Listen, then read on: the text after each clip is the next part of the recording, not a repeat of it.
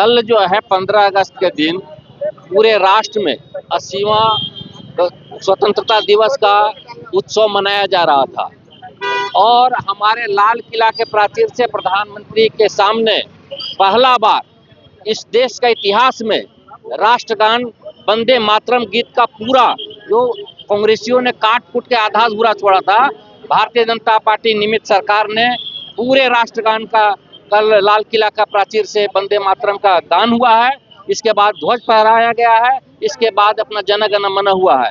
ऐसे में कांग्रेस जिनकी मानसिकता में राष्ट्र विरोधी उनका मानसिकता है, उन्होंने राहुल गांधी के सामने सोनिया गांधी के आपने सब देखा कि जो समाचार माध्यम से टीवी के माध्यम से कि जब वंदे मातरम के गीत हो रहा था बीच में उन्हें इशारा किया खड़गे जी को कि वंदे मातरम गीत बंद करो, फिर किन्हीं ने समझाया तो फिर उन्होंने चालू किया।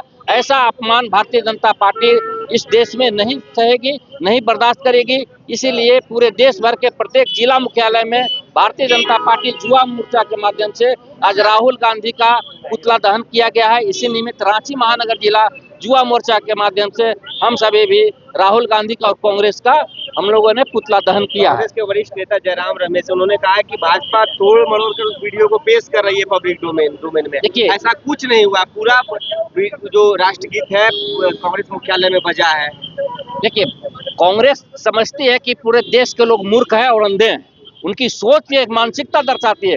जब टीवी पर दिखाया जा रहा है, पूरा देश देख रहा है कि उन्होंने कैसे मना किया, अपमानित किया, इसके बाद भी वो जबरदस्ती कर रहे हैं, थेथरोलॉजी कर रहे हैं, इस देश को अपमानित कर रहे हैं, देश की जनता को अपमानित कर रहे हैं कि देश की जनता आंख से देख रहा है, उसको बोल रहे हैं आप झूठ बोल रहे हैं, तोड़ मरोड़ किया है। एक सिर्फ भारतीय जनता पार्टी नहीं बोल रही, पूरा देश का अपमान हुआ, भारत देश का अपमान हुआ है और ये देश पूरा उसका विरोध करती है। भारतीय जनता पार्टी इसको आगे विरोध करते रहेगी। उनको राष्ट्र तो जो उनका मानसिकता है, भारत की विरोध में मानसिकता है, वो भाजपा के विरोध करते करते पूरे हिंदुस्तान का विरोध करने लगे, फिर सनातन धर्म का विरोध करने लगे, वंदे मातरम का विरोध करने लगे। कुछ दिन बाद वो पाकिस्तान जिंदाबाद बोलने लगेंगे और फिर भी बोलेंगे कि सबसे बड़ा जो है राष्ट्रवादी हम ही है।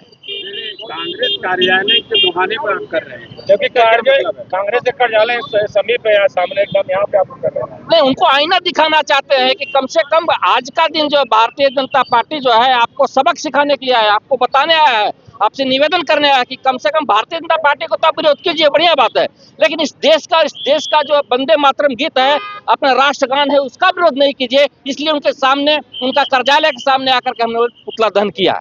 सत्ता हासिल करना और उनको भारत से और राष्ट्र से कोई मतलब नहीं है। जिस तरह से कल 15 अगस्त के कार्यक्रमों में राहुल गांधी, सोनिया गांधी और उनके अध्यक्ष मल्लिकार्जुन खड़गे के द्वारा राष्ट्रीय गान का जिस तरह से अपमान किया, यह निंदनीय है। भारत के विरोध ये कार्य किया है इन लोगों ने। इसी का आज हम लोग विरोध प्रदर्शन पूरे भारत में कर रहे हैं कि राष्ट्रीय गीत को, राष्ट्रीय गान को अपमान नहीं करना पड़ेगा, उनको सम्मान करना पड़ेगा, तभी आप भारत में सत्ता में आ सकते हैं, भारत में राजनीति कर सकते हैं। अपमान करके आप भारत में इस तरह के लोगों को बरगला नहीं सकते। इसलिए राष्ट्रीय गान, भारतीय गान को सम्मान करना पड़ेगा। पूरा जनता देख रहा है, इसका जवाब आने वाले दिनों में जनता जवाब देगी।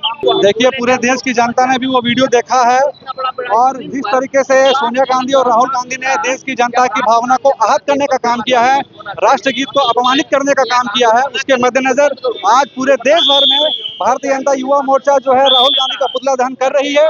उसी के मद्देनजर आज राजधानी रांची में युवा मोर्चा सड़क पर उतर करके राहुल गांधी का और कांग्रेस पार्टी का विरोध करती है। राहुल गांधी को, सोनिया गांधी को सार्वजनिक रूप से देश की जनता के सामने इस खराब कुकृत्य के लिए माफी मांगनी चाहिए।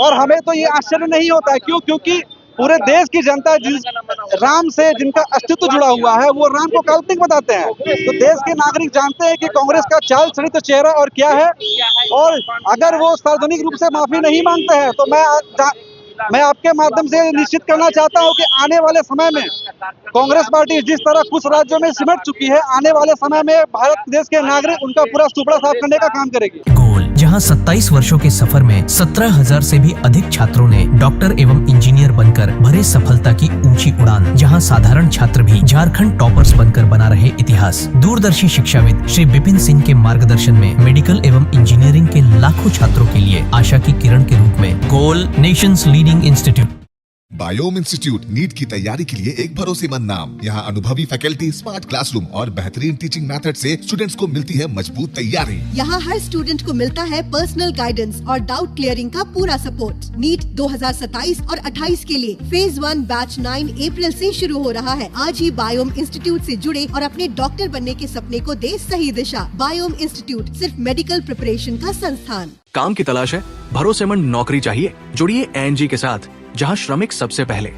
12 घंटे की ड्यूटी, हर दिन 3 समय का खाना, मुफ्त रहने की सुविधा, आपकी सुरक्षा के लिए इंश्योरेंस, ओवर टाइम का लाभ, पीएफ सीधा क्लाइंट से, समय पर पूरा वेतन और जरूरत पड़ने पर एडवांस पे। एएनजी मैन पावर सॉल्यूशंस, सम्मान के साथ काम, भरोसे के साथ कमाई।